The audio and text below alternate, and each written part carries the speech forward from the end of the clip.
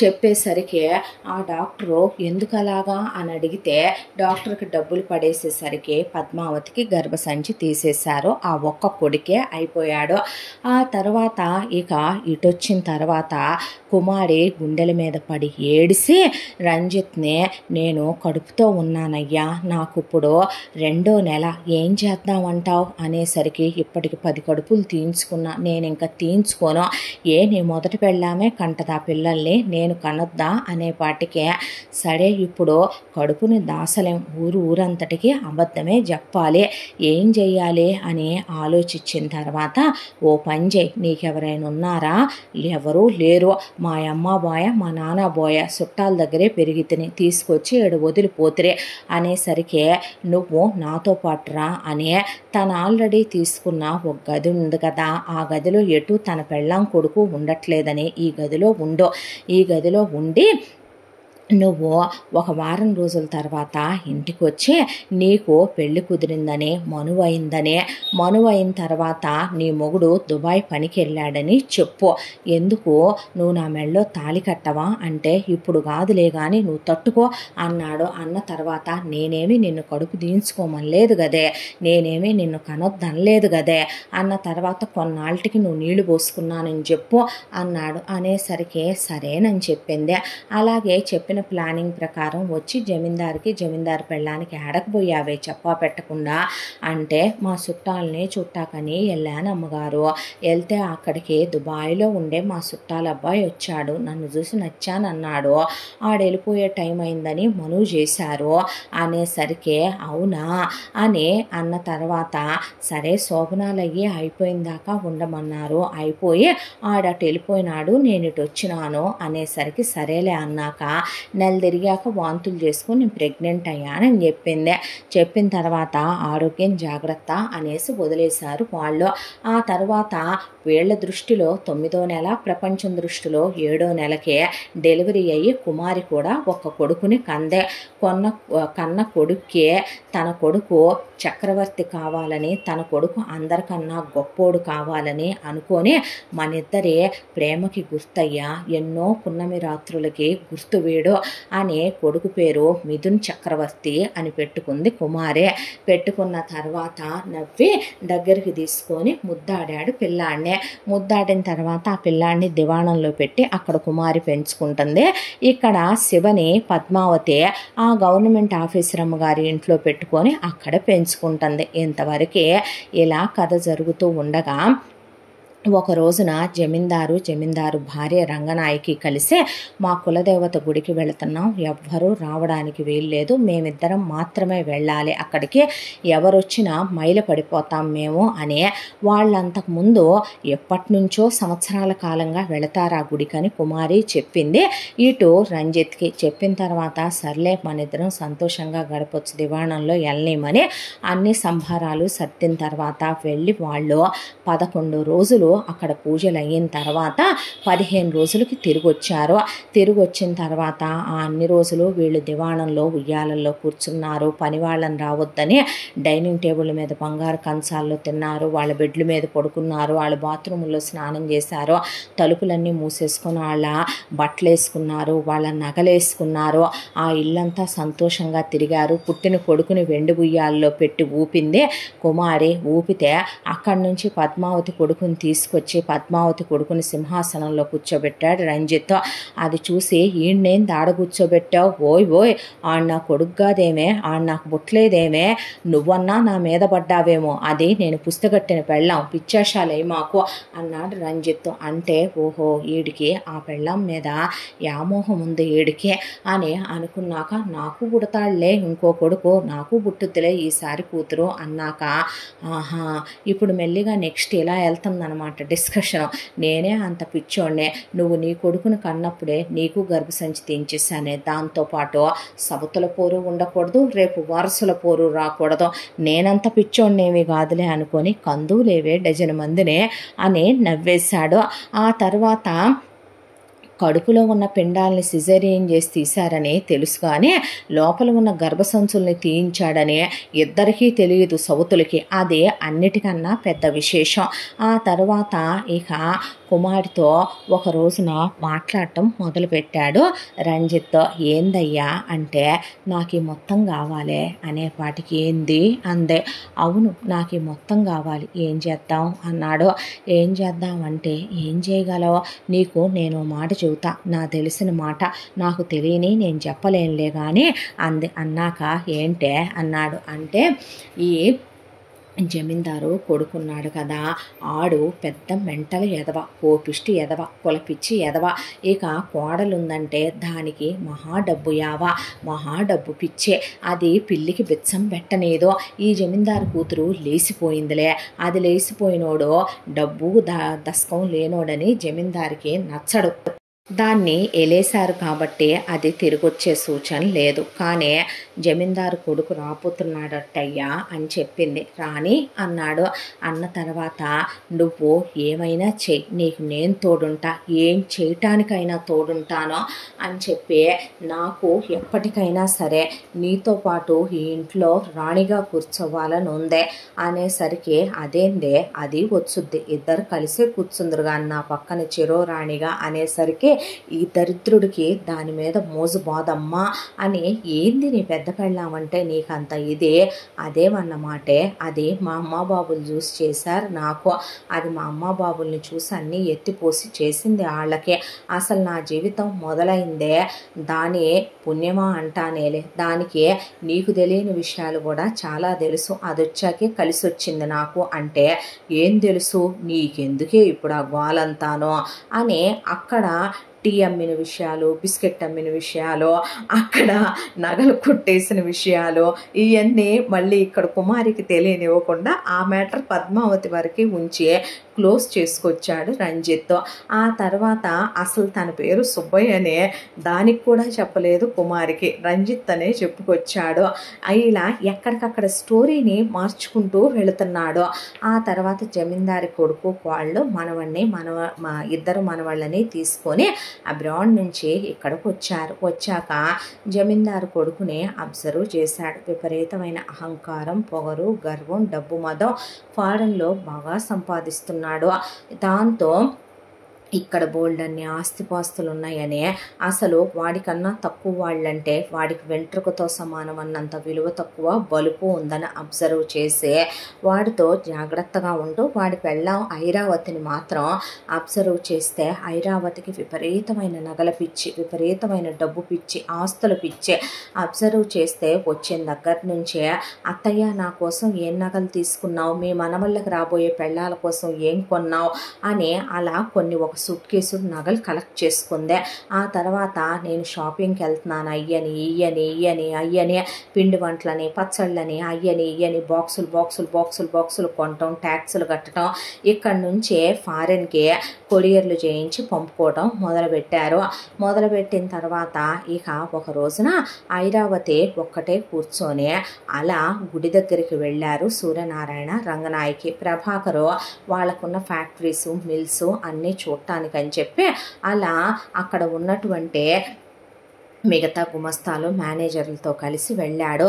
పిల్లలు కూడా వెళ్తామని నానమ్మ తాతయ్యలతో వెళ్ళాక కూర్చున్న ఐరావతి దగ్గరకు వచ్చి కుమారి కాళ్ళొత్తుతూ పక్కనే ఇంకో పక్కన రంజిత్ కూర్చున్నాడు. కూర్చొని, ఏమర్రా ఏంటి విశేషాలు, శుభ్రంగా ఈయన్ని చేసుకుంటే పోయేది కదే, దుబాయ్ని ఎవరినో చేసుకున్నావంట, ఆడు ఏ 4-5 ఏళ్లకో ఓసారి వస్తాడంట, దానికి బదులు వీడైతే ఇద్దరు చక్కగా చిలక గోరింకల్లా ఇక్కడే పడుందరుగానా అనేపాటికి, అదేముందలే అమ్మగారు, రాసున్న రాతల ప్రకారం జరుగుతాయి కానీ మనం అనుకున్న ప్రకారం జరుగుతాయా అండి, మాబోటి పేదోళ్ళకి అంత తేలిగ్గా మీ బోటోళ్ళలాగా చేతిలో డబ్బులు ఆడవుగా అమ్మగారు, అయ్యగారు వాళ్ళంటే కుడి చెయ్యి ఎడం చెయ్యి లేకుండా దాన ధర్మాలు చేస్తారు, మాబోటోళ్ళకి దేవుడు ఇచ్చిందే గొప్ప బతుకు అనుకొని బతికేయాలి అని ఇద్దరు చెరో పక్కన కూర్చుంటే, ఇప్పుడు మీకేమైంది, ఏం దాన ధర్మాలు చేస్తున్నారు అత్తయ్య మామయ్య వచ్చాయా అంటే భలే వాళ్ళేనమ్మా, గుళ్ళు గోపురాలు పూజలు పునస్కారాలు దాన ధర్మాలు, దానికి తోడు ఎన్నో మంచి కార్యాలు చేస్తారు కదా, డబ్బు నీళ్ళలా ఖర్చు అయిపోతూ ఉంటుంది కదమ్మా. రోజు పెట్టెలు డబ్బులు వెళ్తాయి, తోటలోంచి కాయలని పళ్ళని, రోజు అన్న సంతర్పణలని, ఇల్లంతా పనోళ్ళని జీతాలని, ఏంది కాస్త కూస్త ఖర్చు అమ్మ మన దివాణానికి అని చెప్పేపాటికి ఇవన్నీ బ్రెయిన్లోకి ఫుల్గా వీళ్ళు ఒక నెల రోజులు ఎక్కిచ్చారు. అసలే ఐరావతి పిచ్చి కుక్కకి తేలు కుట్టిన రకం అన్నమాట.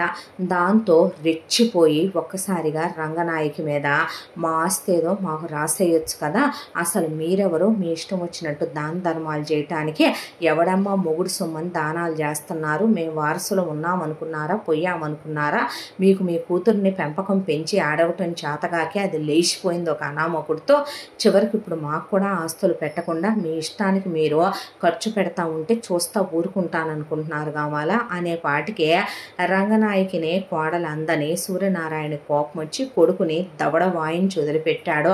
అదేంటి నాన్న నన్ను కొడతావనేసరికి, నీ పెళ్ళాం నన్ను అనొచ్చంట్రా, నీ చెల్లెల్ని నాకు పెంచడం చేత కాలేదా, అంత ఒళ్ళు బలిసి కండకావరంతో మాట్లాడుతుంది, ఆస్తి మీకు పెట్టక ఎవరికి పెడతాం మేము, అయినా మా ఆస్తి మేము దాన ధర్మాలు చేసుకుంటే ఎవడమ్మా మొగుడు సొమ్ము అంటుంది, దీని పుట్టింటి దగ్గర నుంచి తెచ్చిందే ఎత్తుపోయారుగా అమ్ముకొని మీరు అమెరికాలు, మేమేమైనా ఆ డబ్బులు ముట్టుకున్నామా, అయినా ఏం బాగుతుందరా ఇదే అనేపాటికి అమ్మ నువ్వే ఊడుకో, అదేదో అందనుకో ఎందుకు సీరియస్ అవుతావు నువ్వు అనేపాటికి, ఓహో పెళ్ళాం అక్కడ దాకా వస్తే బెల్లం, అమ్మ అల్లం అయిపోయింది, అడ్డాలు నాడు బిడ్డలు గడ్డాలు వచ్చాక బిడ్డలు కాదు అనే చిన్నగా మొదలైన గోటితో స్టార్ట్ అయిన గొడవ ఇంట్లో పని వాళ్ళని ఖర్చులని ఇష్టం వచ్చినట్టు చేస్తున్నారని నువ్వు మాట్లాడు వెంటనే పాటికి ఆస్తేదో నాది నాకు పెట్టేయని ప్రభాకర్ అడిగిన దాకా వచ్చింది.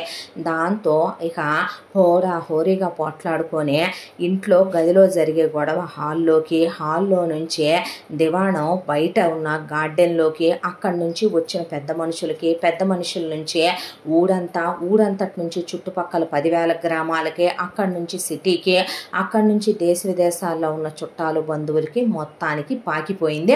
ఆ గొడవ ఒక 10 రోజుల్లో పాకిపోయే, నేను ఇప్పుడు ఎవరికి ఏమీ పెట్టను, ఈరోజే ఇలా మాట్లాడారంటే రేపొద్దున నన్ను నా పెళ్ళాన్ని ఎవడు చూస్తాడో ఎవడు చూడ్డో ఎవడికి తెలుసో, ముందు నడవరా నువ్వు ఇక్కడి నుంచే, వచ్చింది చాలే కానీ మమ్మల్ని ఉద్ధరించింది చాలే కానీ మేము పోయిన రోజు వద్దుగానే పో అనేపాటికి మేమే అంత గతి లేకుండా ఉన్నామా అని ఇక ప్రభాకర్ పెళ్ళాన్ని కొడుకుల్ని తీసుకొని వెళ్ళిపోయాడు. వెరసి ఈ విషయం గురించి ఇప్పుడు ఊళ్ళో వాళ్ళు, చుట్టుపక్కల గ్రామాల వాళ్ళు, చుట్టాలు బంధువులు అందరూ హోరీగా సూర్యనారాయణ పెళ్ళాం రంగనాయకి, కొడుకు ప్రభాకర్కి, కోడలు ఐరావతికి గొడవలు.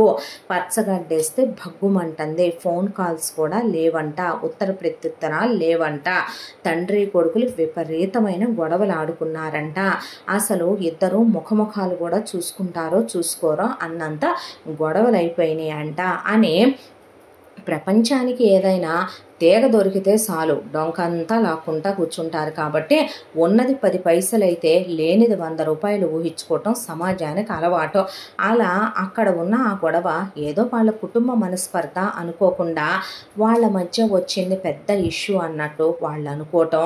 దానికి తోడు ఇంట్లోనే వీడు ఆంతరంగిక పనివాడుగా ఉంటాడనే దాంతో ఒరై రంజిత్తు ఇట్రా, ఏమే కుమారి ఇట్రా అని అమ్మలక్కల కుమారిని మగాళ్ళంతా రంజిత్నే అడిగితే అయ్యగారు అసలు మళ్ళీ వాళ్ళ అబ్బాయి మొహం చూస్తారో లేదో కూడా తెలియదమ్మా, ఎలాంటి మాటలు అడిగిందో తెలుసా కోడలనే పాటికి అని ఆడంగులు గడ్డం కింద ఏంటోరా అని మగాళ్ళు అనేసిన తర్వాత ఇక అక్కడికి కొడుకుని కోడల్ని ముందిక్కడి నుంచి గొడవాడి పంపించి ఒక మ్యాటర్కి చెక్ పెట్టామని హాయ్ ఫాయ్ కొట్టుకున్నారు వీళ్ళిద్దరూ.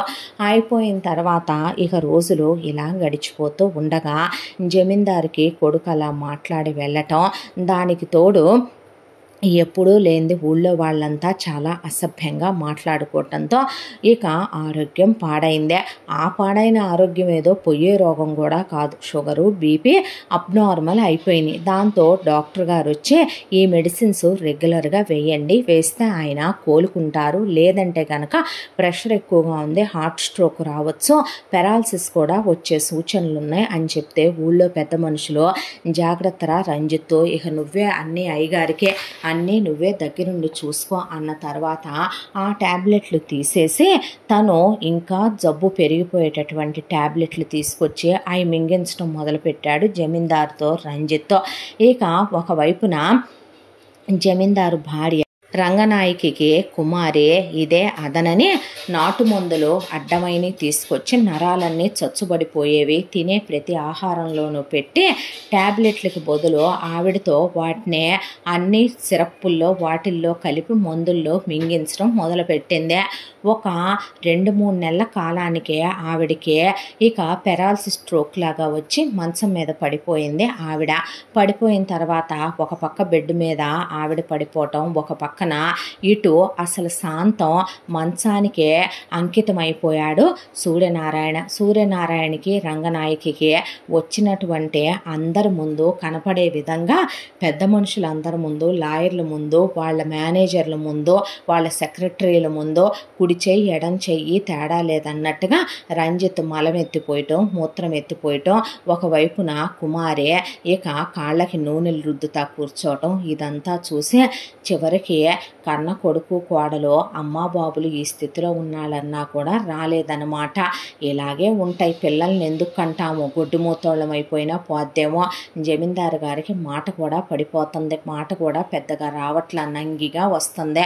ఆమెకు కూడా అంతే, మోగగా మాట్లాడుతున్నారు, మాట కూడా నాలికి ముద్దు బారిపోయి రావట్ల. ఇట్లాంటప్పుడైనా ఆ కొడుకు ముదృష్టిపోడు రావద్దు అని రంజిత్తు కబురు పెట్టావురా అంటే, ఫోన్ చేశాం అయ్యగారు, ఫోన్ చెయ్యొద్దని పోయిన రోజున రమ్మన్నారుగా, పోయిన రోజు కబురు పెట్టమని అయ్యగారు కోపంతో ఫోన్ పెట్టేశారు అని చెప్పి నేనే మళ్ళీ చేస్తానే ఉంటానులేండి, బాబుగారు కోపం పోయిందాకా వదలనులేండి అయ్యగారు అన్న తర్వాత నీ మంచి ఏమోరా, మనుషులు ఎలా మారిపోతారో ఏంటో అని ఊళ్ళో వాళ్ళంతా తెగ సానుభూతే రంజిత్ మీద కుమారి మీద చూపించి జనాలు వెళ్ళిపోయారు. వెళ్ళిపోయిన తర్వాత ఇక ఇలా రోజులు గడిచిపోతూ మెల్లమెల్లగా ఇంట్లో ఉన్న వాటన్నిటి మీద ఆధిపత్యాన్ని తీసుకుంటూ ముందు ఒక్కొక్క పని వాళ్ళని అలా మెల్లగా మాన్పించడం మొదలుపెట్టాడు. మాన్పించడం మొదలుపెట్టి ఇంకెందుకమ్మా మీరుండి ఎవరు కొండి పెట్టాలి, అమ్మగారు అయ్యగారు పడిపోయారుగా, మీకు జీతాలు ఇచ్చేంత టోళ్ళు ఇప్పుడు వాళ్ళే మంచాన పడ్డారు, ఎందుకులే తల్లి ఇంకో చోట చూసుకోమ్మా పని అనే మెల్లగా వంటమ్మాయిని, ఆ తర్వాత మెల్లమెల్లగా డ్రైవర్లని అందరినీ మానిపిస్తే గుమస్తా గారు అదే నిజమేలే, దొరగారు ఇంకా కారులో తిరిగేది లేదు, డ్రైవర్లు ఎందుకు, ఆయన కోలుకున్నాక పెడదాం రేరా అంటే, అదేగా బాబు గారు నేను చెప్పేది అనే పని వాళ్ళందరినీ తీసేసి మీ ఇద్దరే చూసుకోండిక అన్నాక మొత్తాన్ని తీసేసి వీళ్ళిద్దరూ ఉన్నారు.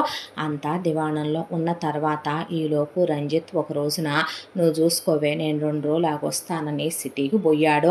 పోయి ఈ ఆస్తికి సంబంధించిన నకళ్ళ పేపర్స్ అన్నీ తీసుకెళ్ళి వాటితో మొత్తం ఆస్తి అంతా రంజిత్ పేరు మీద రాస్తున్నట్టుగా డాక్యుమెంట్స్ ప్రిపేర్ చేయించుకొని పేపర్లు తీసుకొని వచ్చాడు.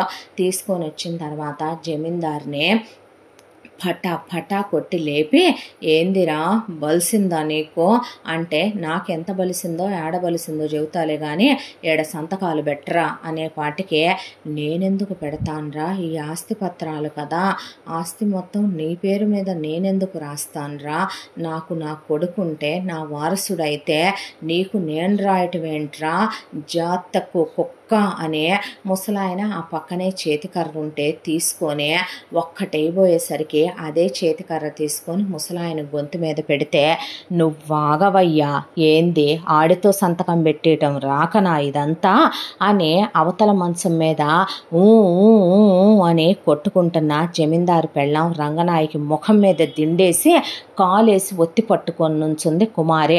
ఇప్పుడు బెట్టరా సంతకం, లేదంటే పోద్దిరా ఇది నా కాలు కింద పడి అనేపాటికి జమీందారు చేతులు వణుకుతూ అలా సంతకాలన్నీ పెట్టేశాడు. నువ్వు బాగుపడవురా, అంతకంతా అనుభవిస్తావు అనేసరికి ఎడదేవే ఇంకో దిండు అని చెరొక పక్క దిళ్ళేసి గట్టిగా పట్టుకొని జమీందారు పెళ్ళాన్ని పైలోకానికి పంపించారు. పంపించిన తర్వాత ఆ వార్త జమీందారు కొడుక్కే చెప్పాల్సిందే నేను చెప్పానని.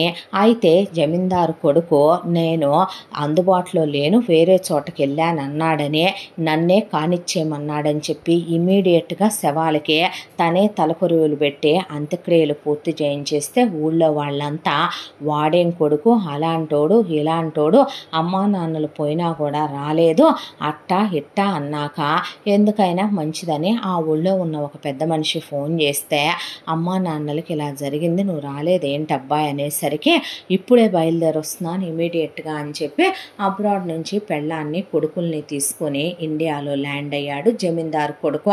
అప్పటికే ఆస్తి విషయాల గురించి మాట్లాడుతూ ఆస్తి పత్రాలన్నింటినీ బయటికి తీయమని లాయర్ గారికి చెప్తే అక్కడ చేతులు కట్టుకొని నుంచొని రంజిత్ కుమారి కలిసి, అయ్యగారి పత్రాలేవో ఇచ్చారండి, నాకు ఏంటో తెలీదు అన్నట్టు నుంచునేసరికి అక్కడ ఉన్నటువంటి పెద్ద మనుషులు లాయర్లు అందరూ ఆ పేపర్లు చదివి, జమీందారు గారు ఆస్తి మొత్తం ఈ పనివాడు రంజిత్కి రాసేశారయ్యా అనేపాటికి ఏంటి అని జమీందారు కొడుక్కి అసలే విపరీతమైన నోటి దురుసు, కోపం ఎక్కువ.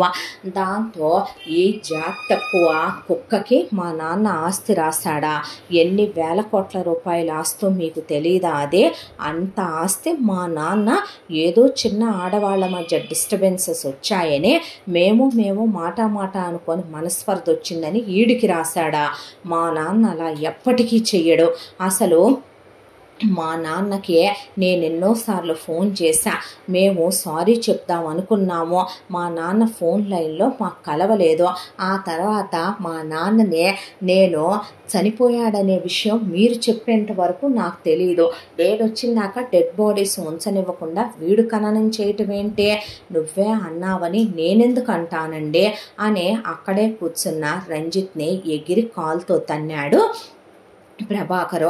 ఏంట్రా ఈ డ్రామాలన్నీ, మా ఆస్తంతా నువ్వు రాయించుకొని నాటకాలు వేస్తున్నావా ఏంటి అనేపాటికి సత్య ప్రమాణకంగా చెప్తున్నాను బాబుగారు, నేను పెద్దగా చదువుకున్నోడిని కాదు, 1వ తరగతి ఫెయిలు, నాకేమీ తెలియదు బాబు, ఆయన రాశారని కూడా నాకు తెలియదు, మీ ఆస్తులు మేమేం చేసుకుంటామయ్యా, మూసుకొని నేను ఇక్కడ వారం ఉంటాను, ఆస్తి మొత్తం నా పేరు మీద తిరగరాయి. అలాగే బాబు ఉండండి, వారం రోజులో మీ మొత్తం మీకే ఏలు ముద్రలేస్తాను అన్నాక పేపర్లు రెడీ చేయండి లాయర్ గారు అన్న తర్వాత అలాగే సార్ అనే వచ్చిన పెద్ద మనుషులంతా ఎంత కొడుకు మీద కోపం ఉంటే మాత్రం జమీందారు గారు ఆస్తంతా పనుడికి రాయటం ఏంటి, రాయడా ఏంది మరి, ఈడిప్పుడు వచ్చి నాటకాలు వేస్తున్నాడు కానీ ఆస్తి కోసం ఏ మాటకు ఆ మాట. ఆ రంజిత్ గాడు జమీందారికి మలమూత్రాలు కూడా ఎత్తిపోసాడు, జమీందారిని కన్న కొడుకులా చూసుకున్నాడు, ఆడే తలకొరువులు పెట్టాడు,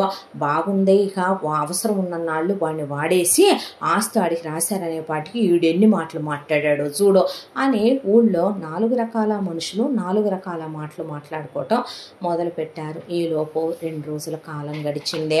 ఆ 2 రోజుల కాలం గడిచిన తర్వాత ఒకరోజు రాత్రి ఆ దివాణంలో డోర్లు మొత్తం మూసుకుపోయినాయి. లోపలికి ఒక 50 మంది బాడీ బిల్డర్ లాంటి రౌడీలు, గూండాలు, మనుషులు కత్తులు కటార్లు తీసుకొని వచ్చారు. జమీందారు కొడుకుని, కోడల్ని విత్ పిల్లల్ని తీసుకొచ్చి హాల్లో పడేశారు. పడేసి అక్కడ డ్రిల్లింగ్ మిషన్లు ఆన్ చేసి వాటితో పాటు కట్టర్స్ టైల్స్ కట్ చేసేయే, గ్రనైట్లు కట్ చేసేవి ఉంటాయి కాబట్టి ఆ కట్టర్స్ని తెప్పించి అక్కడ పెట్టి భయం అంటే ఏంటో నీకు చూపిస్తానురా నేను. ఏంటి నేను జాతి తక్కువ ఎదవనా, నేను కులం తక్కువ కుక్కనా, నువ్వు అదే కదరా అన్నావు. ఏంట్రా నీ కులం, ఏంట్రా నీ జాతి? రే ఒక విషయం చెప్పమంటావా, ఇదేదో పెద్ద జాతి గల్ల ఇల్లాలు కులం గల్ల ఇల్లాలు అనుకుంటున్నావా నీ పెళ్ళాన్నే? నిజంగా అంత ఉత్తమురాలైన ఆడదెవడో ఒక పనుడు పనిచేసేది చెప్పారనంగానే నమ్మి అత్తమామలు ఏదో నీ అమ్మ బాబులేమైనా పిచ్చోళ్ళ దాన ధర్మాలు చేసి ఆస్తులు మొత్తం రాయటానికి పిల్లికి బిచ్చం బెటర్ నీ అమ్మ బాబులు. దానికి తెలీదా ఆ విషయం? ఇంట్లో పనివాళ్ళు వాళ్ళ లగ్జరీలకి. ఓ నేనేం చదువుకున్నానన్నావు కదా, ఐఎమ్ గ్రాడ్యుయేట్ ఈడియట్ అన్న తర్వాత అలా షాక్ అయిపోయి చూస్తుంటే ఆన్ చేయండి మిషన్లో ఏంటి చూస్తూ ఉంటారని డ్రిల్లింగ్ మిషన్ తీసుకొని పాయింట్లో దింపేశాడు జమీందారు కొడుక్కి. దాంతో జమీందారు కోడలు రే అనేసరికి కుమారి వచ్చి జమీందారు కోడల్ని కళ్ళల్లో కారం కొట్టి పడేసి ఎక్కడ పడితే అక్కడ కత్తులతో కోసేసి బాగా కారాలు అద్దేసి చితక తన్నేసింది. చితక తన్నిన తర్వాత పిల్లలిద్దరినీ కూడా జుట్లు పట్టుకొని ఆ ఎదురుగా మార్బుల్స్ టైల్స్ లాంటి కట్ చేసే మిషన్ ఒకటి ఉంటే ఆ మిషన్ ఆన్ చేయించి పిల్లలు గొంతులు తీసుకెళ్ళి దాని మీద పెట్టబోతుంటే నీకు దండం పెట్టి నీ కాళ్ళు పట్టుకుంటాన్రా, నా పిల్లల్ని ఏం చెయ్యొద్దు అనేసరికి పట్టుకోరా అయితే అన్నాడు.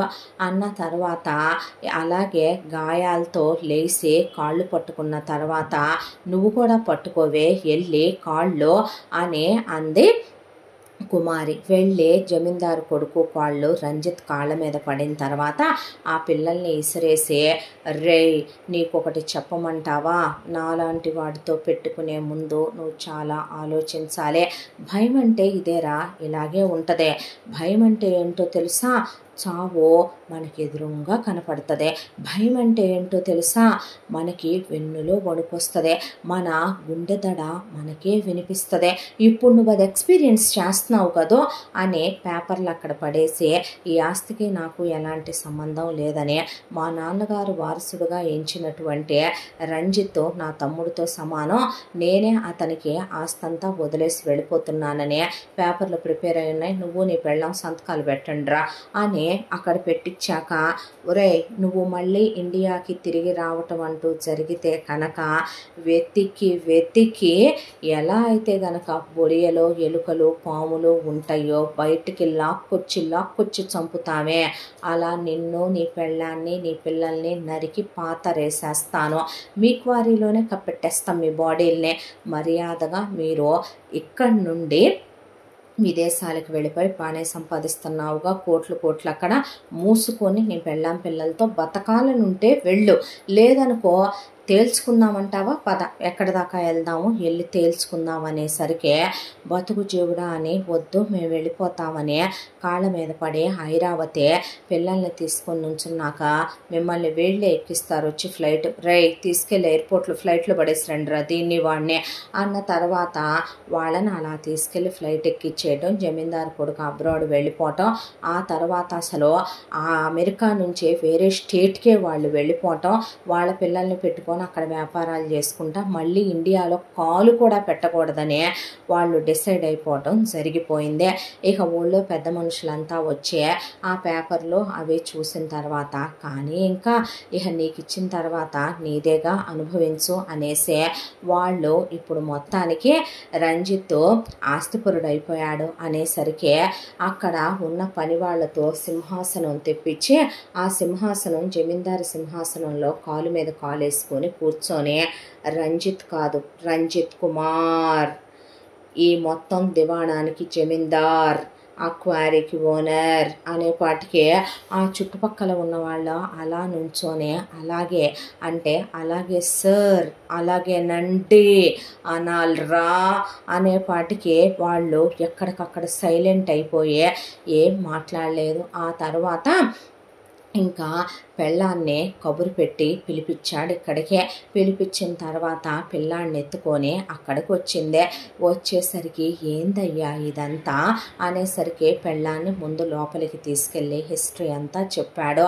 అంటే నువ్వు దీంతో కులికావా, వాడిని కొడుక అని జరిగిందంతా వదిలేసి పిలకలు పట్టుకున్నట్టు కుమారి విషయాన్ని పట్టుకుంది అక్కడ పద్మావతి. పట్టుకున్న తర్వాత అందుకేనా నువ్వు నేను కడుపుతో ఉన్న 3వ నెల దగ్గర నుంచి నా ఒంటి మీద చెయ్యట్లేదు, దీన్ని చూసి దీంతో కులుకుతున్నావా, ఇదే కులతలాగా పతితలాగా ఉందే, ఎల్లాలైపోద్దా ఇదనే పాటికి నువ్వు నాకు తాళి కడతావా, జరిగిందంతా బయట పెట్టనా అని కుమారి తాళి తీసుకొని నుంచుంటే అక్కడే దేవుడు ముందు తాళి కట్టబోతుంటే దానికి తాళి కట్టావంటే నేను ఏం చేస్తావే నువ్వు, నీకు పుట్టినోడు అసలు నాకు పుట్టలేదు అనాల్సి వస్తుంది. నేను అలా కాకుండా నువ్వు నోరు మూసుకొని ఉంటే 1000 కోట్ల రూపాయల ఆస్తిలో చెరో సగం వెళ్తుంది, ఎగస్ట్రాలు చేయమాకండే అన్న తర్వాత మాకు ఇంకా పిల్లలు పుట్టరు అనుకుంటున్నావా ఏంటి అనేపాటికి పుట్టరే, మీ ఇద్దరికి లోపల సంచులు లేవు అని చెప్పేపాటికి ఏం సంచులు, గర్భసంచులు లేవే అనేపాటికి ఇద్దరు అలా నుంచుండిపోయారు.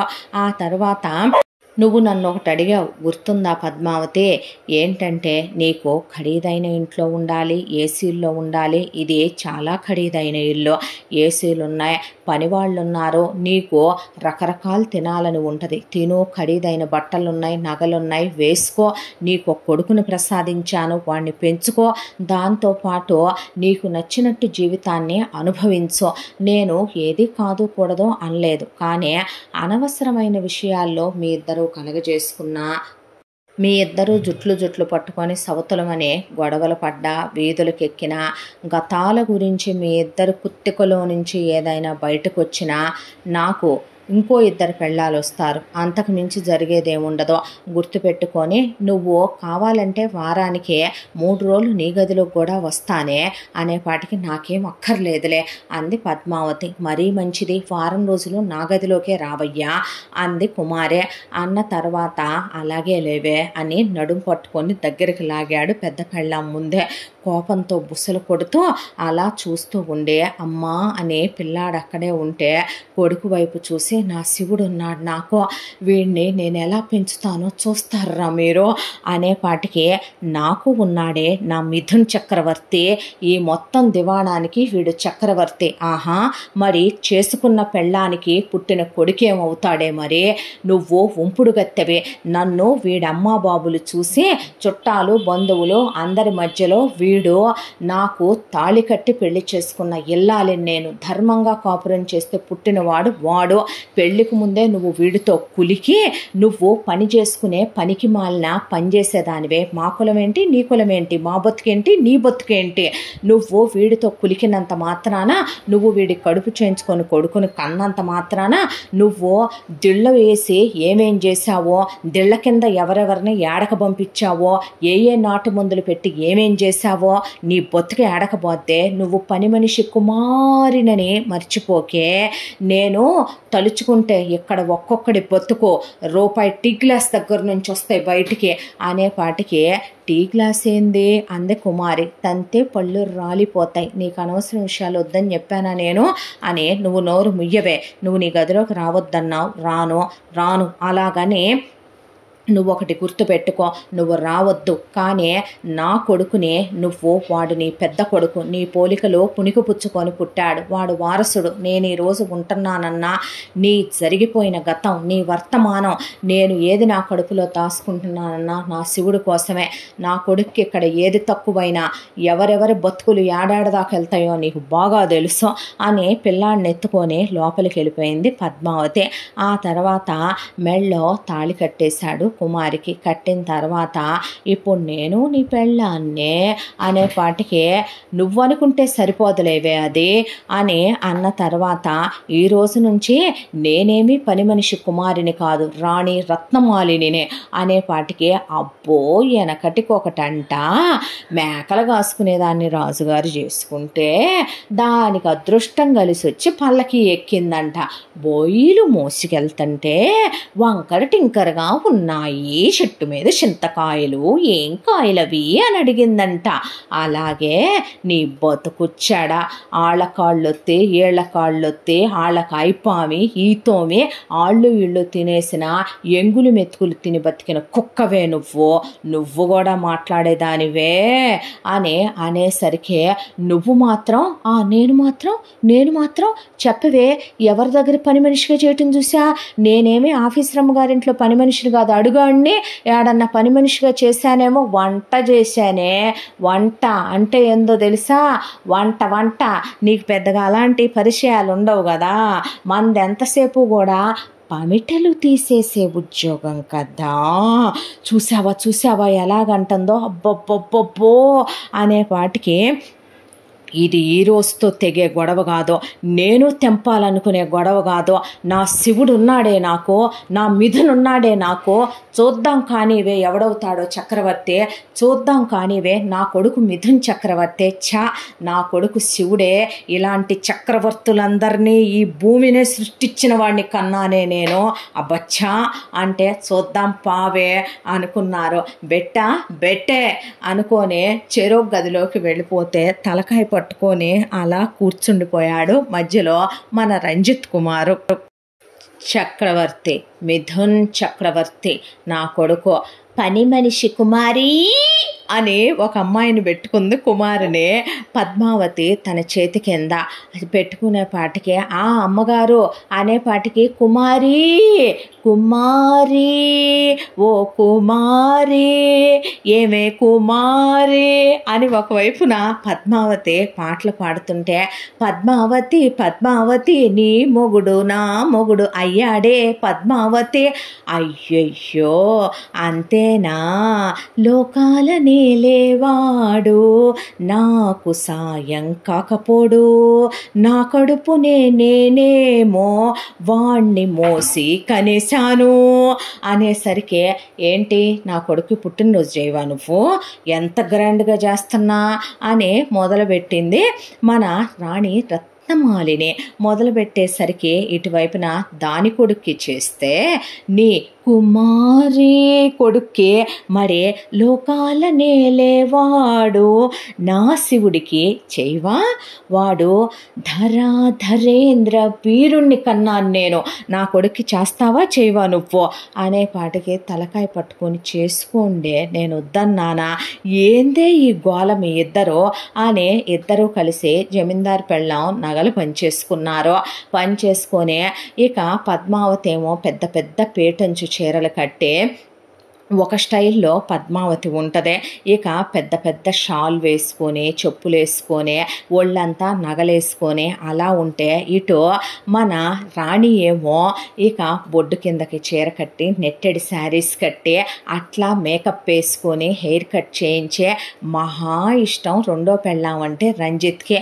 రోజు రెండో పెళ్ళానికి నోట్లో పెట్టడం, ఇద్దరు గోరు ముద్దలు తినిపించుకోవటం చూసి కడుపు రగిలిపోతూ గుండె మండిపోతూ దుప్పట్లు చించేసుకుంటూ దిళ్ళు చించేసుకుంటూ పేపర్లు చించేసుకుంటూ ఇక వీడు అది కలిసిపోతే మొత్తం నా శివుడికే వచ్చుద్దే, దీని కొడుకు నేను వారసుని అవ్వనిచ్చినప్పుడులే వీడిని ఎటు దానివాడిని చేసుకుందే, తాళిలో ఇచ్చాను కదా భాగం అనుకుంటుందేమో, నేను ఆశపడిందే నా కొడుకు కోసం, నేను నా కొడుకుని మహారాజుని చేయాలనుకుంటే దీని కొడుకుని అవనిస్తానా నేను అని ఆ రోజు నుంచే ఇక కావాలని పద్మావతి తన కొడుకు శివన్ తీసుకెళ్ళి కూర్చొనుంటే, రంజిత్ దగ్గరికి నాన్న దగ్గరికి వెళ్ళు, నాన్నతోనే ఉండు, నాన్న ఎక్కడికి వెళ్తే అక్కడికి వెళ్ళు, నాన్న ఏం చేస్తే నువ్వు అదే నేర్చుకో, నాన్న ఎవరితో మాట్లాడితే వాళ్ళతోనే నువ్వు ఉండాలి అని చెప్పటం మొదలుపెట్టింది. దాంతో నాన్న అని వెళ్ళి పద్దాక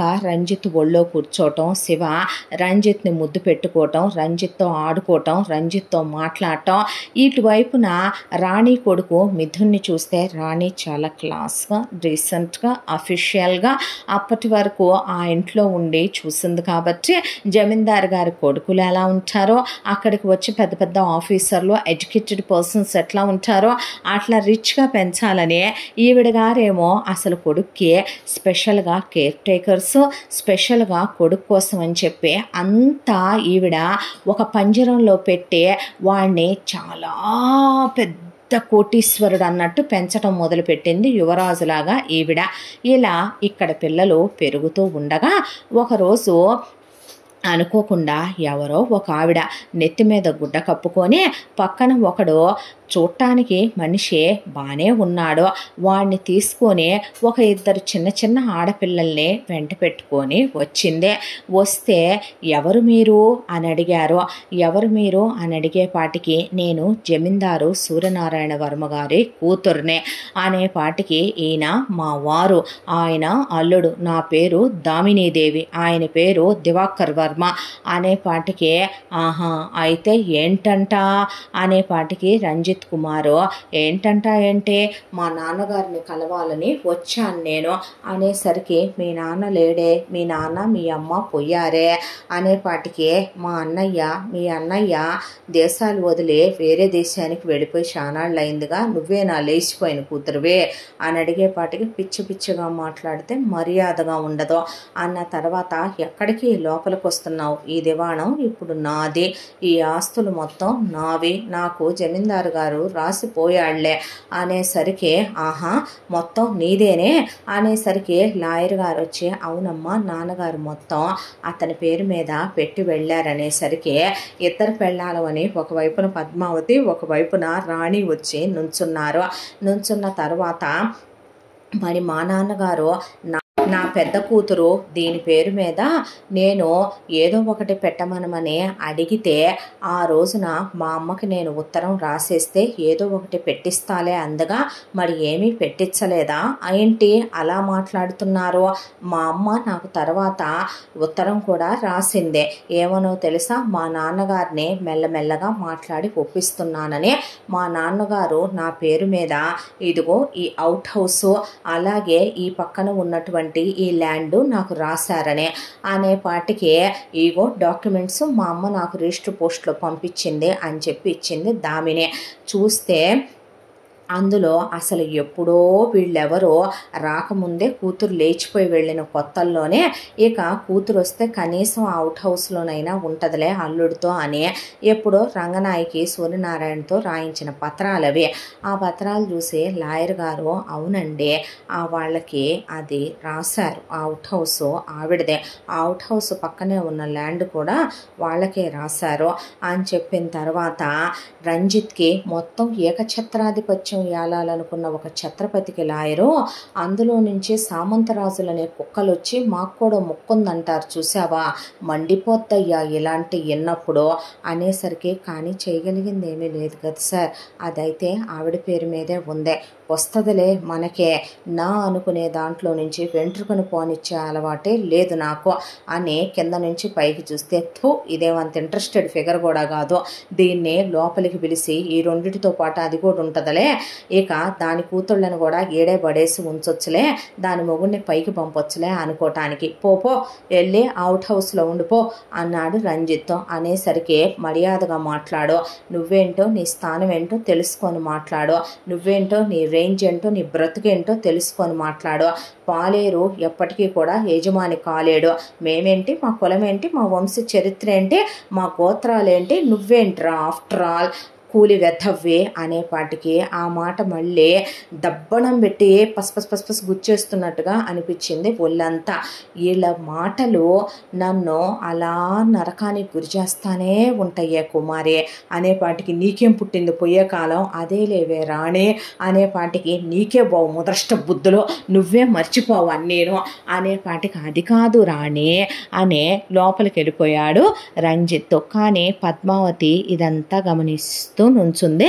అలా గమనిస్తూ నుంచున్నాక ఆ వచ్చిన జమీందారు కూతురు పిల్లలిద్దరినీ తీసుకెళ్ళి పని వాళ్ళని ఒకళ్ళని అప్పటికప్పుడు పెట్టి ఆ పని వాళ్ళతో మొత్తం క్లీన్ చేయించేసుకొని అప్పటికప్పుడు ఆల్రెడీ ఏసీలు అన్నీ పెట్టున్నదే ఆ అవుట్ హౌస్ వాళ్ళు ఆ ఇంట్లోకి దిగిపోయి ఇక అంతా దర్జా ఎంత దర్జా ఇంట్లో ఏమీ లేకపోయినా కూడా ఇద్దరు పని వాళ్ళని పెట్టుకుంది జమీందారు కూతురు. ఇంటి పని అంతా చేయటానికి ఒకళ్ళు, బట్టలు ఉతకటానికి ఒకళ్ళు, జస్ట్ వంట మాత్రమే చేస్తుంది జమీందారు కూతురు దామిని. అవన్నీ గమనిస్తూ డబ్బున్నోళ్ళు ఇలాగే ఉంటారు కావాలా, డబ్బులు లేకపోయినా కూడా అమ్మో మిగతా ఏం తగ్గనివ్వరు.